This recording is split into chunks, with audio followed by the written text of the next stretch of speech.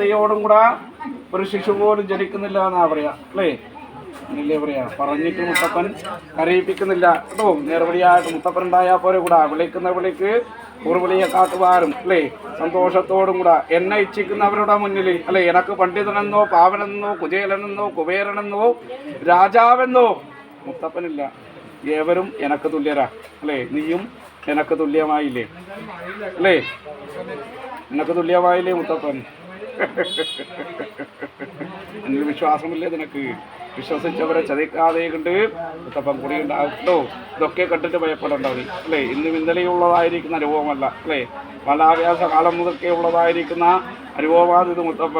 അവിടെ കൂട്ടായിട്ട് ഞാനുണ്ടായാൽ പോരെ? അർജുനന്റെ തേരാളിയായിട്ട് കൃഷ്ണൻ പോയ പ്രകാരം അല്ലേ? ഇതിരാ പോയി യുദ്ധത്തിങ്കളി അല്ലേ? മാർഗോപദേശം കൊടുത്തതാരാ?